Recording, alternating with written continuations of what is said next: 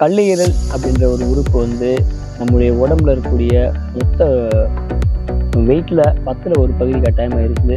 அப்படிப்பட்ட ஒரு பெரிய உறுப்பு அது வந்து எண்ணற்ற பணிகளை வந்து செய்து அந்த பணிகள் செய்வதற்கு தடையாக இருப்பது வந்து கெமிக்கல் உணவுகள், ரசாயனம் சேர்க்கப்பட்ட உணவுகள். அப்போ உணவு முறையில் வந்து மாற்றம் கொண்டு வரணும். பாரம்பரிய உணவுகளை வந்து எடுத்துக்கணும். அதை தாண்டி இருக்கக்கூடிய வேறு வேறு பெயர்களில் அழைக்கப்படக்கூடிய அந்த உணவுகள் எல்லாம் வந்து சாப்பிட்றத வந்து நாம் தவிர்க்கணும். நேரங்கட்ட நேரத்தில் வந்து சாப்பிட்றாங்க. எந்த நேரத்தில் சாப்பிடணுமோ அந்த நேரத்தில் சாப்பிடாம தேவையற்ற நேரத்தில் சாப்பிட்றாங்க. அப்போ அந்த தேவையற்ற நேரத்தில் சாப்பிடும்போது அந்த கல்லீரலினுடைய செயல்பாடு வந்து பாதிக்கப்படுது.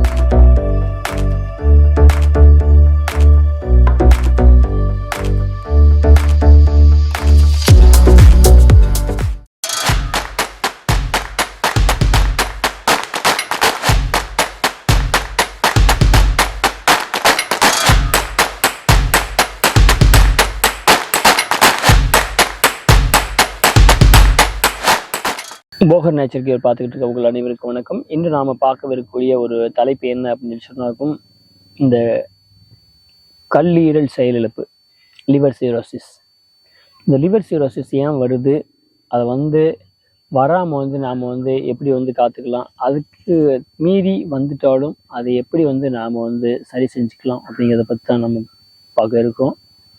அது பார்த்திங்கன்னா, கல்லீரல் அப்படின்ற ஒரு உறுப்பு வந்து நம்முடைய உடம்புல இருக்கக்கூடிய மொத்த வெயிட்டில் 10ல் ஒரு பகுதி கட்டாயமாக இருக்குது.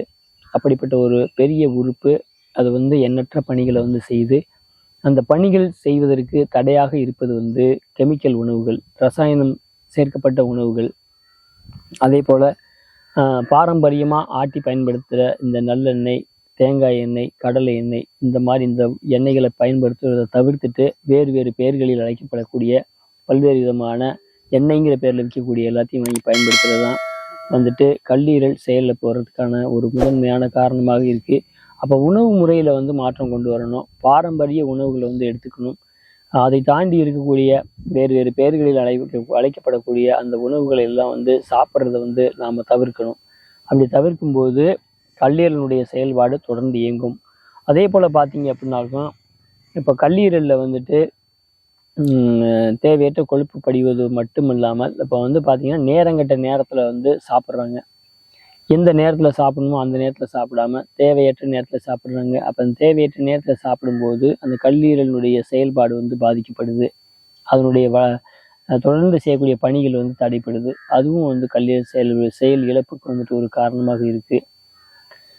அதே போல் வந்துட்டு பார்த்திங்கனாக்கா நேரங்கட்ட நேரத்தில் தூங்குறாங்க. அப்போ வந்துட்டு இரவு நேரங்களை குறிப்பாக வந்து இரவு நேர பணிகள் செய்யக்கூடிய நபர்கள் நிறைய வந்து இருக்காங்க. அப்போ வந்துட்டு இரவு நேர பணிகள் செய்யும்போது கல்லீரலினுடைய பாதிப்பு வந்து அதிகமாக இருக்கும். இப்போ அப்படி இருக்கும்போது சிலருக்கு கண்ணெல்லாம் வந்து உள்ளே போயிடும். சிலருக்கு கண்ணுக்கு கீழே இருக்கக்கூடிய பகுதியில் வந்து வீக்கம் வரும். ஒரு சிலருக்கு அந்த பகுதியில் பார்த்தீங்கன்னாக்கும் வந்துட்டு வந்து கருத்து இருக்கும். இந்த மாதிரியாக வந்து பலவிதமான அறிகுறிகளை காட்டும். அப்புறம் செரிமான சக்தி இருக்காது. கொஞ்சம் சாப்பிட்டாலும் அதிகமாக சாப்பிட்டு வயிறு நிறைஞ்சிட்ட மாதிரி ஒரு உணர்வு இருக்கும். வயிறு மந்தமாக இருக்கும். அதுக்கப்புறம் நெஞ்சு எரிச்சல் வரும், புளிச்சி ஏப்பம் வரும், சரியான தூக்கம் இருக்காது, உடம்புல உஷ்ணம் அதிகமாக இருக்கும், கோபம் வந்து அதிகமாக இருக்கும். இந்த மாதிரியான மலச்சிக்கல் இருக்கும். இந்த மாதிரியான பல்வேறு அடுக்கடுக்கான பிரச்சனைகளை வந்து கொடுத்து அந்த கல்லீரல் செயலிழப்பு அப்படின்றது வருது. அந்த கல்லீரல் செயலிழப்பு அப்படிங்கிற ஒரு விஷயத்துக்கு வந்து நாம் வந்துட்டு அது கல்லீரலில் கொழுப்பு படிந்தாலும் சரி, வேறு என்ன நீர் கொட்டிருந்தாலும் சரி, அது மாதிரி எந்த வகையான பிரச்சனை இருந்தாலும் அதுக்காக வந்து நாம் வழக்கமாகவே வந்துட்டு பிரச்சனை கம்மியாக இருக்குது அப்படின்னாக்கும் 1 நாள்லேருந்து 5 நாள் வரைக்கும், பிரச்சனை வந்து அதிகமாக இருக்குது அப்படின்னாக்கா 1 நாள்லேருந்து ஒரு 20 நாள் வரைக்கும் அதற்காக வந்து மருத்துவத்தை வந்து நம்முடைய மையத்தில் வந்து கொடுக்குறோம். அதுக்கப்புறம் வந்து மருந்தை பொறுத்த வரைக்கும் உள் மருந்தாக ஒரு 6 மாதம் அவர்கள் எடுத்துக்கொள்ள வேண்டும் அப்படின்னு சொல்கிறோம். அது மூலியமாக வந்துட்டு அவங்களுக்கு வயிற்றில் கோர்க்கக்கூடிய நீர் கோர்க்காமல் இருக்கும், மூச்சு திணறல் வந்து கம்மியாயிரும். அதே போல் வந்துட்டு ரத்த உற்பத்தி வந்து இல்லாதனால வரக்கூடிய மூச்சு திணறலும் வந்துட்டு ரத்த உற்பத்தியை உண்டாக்கி அதை வந்து நம்ம வந்து தடுத்து நிப்பாட்டிட முடியும். இந்த மாதிரி அவங்களுக்கு இருக்கக்கூடிய எல்லா உறுப்புகளுக்குமான பிரச்சனைகளை வந்து 6 மாதங்களில் சரி செஞ்சு அவங்கள பழைய நிலைக்கு நாம் கொண்டு வந்துட முடியும். இது போன்ற மேலும் ஒரு நல்ல பதிவோடு காண்கிறோம். அதுவரை வந்து போகர் நேச்சர் கேர் சேனலை சப்ஸ்கிரைப் பண்ணுங்கள், லைக் பண்ணுங்கள், ஷேர் பண்ணுங்கள். நன்றி.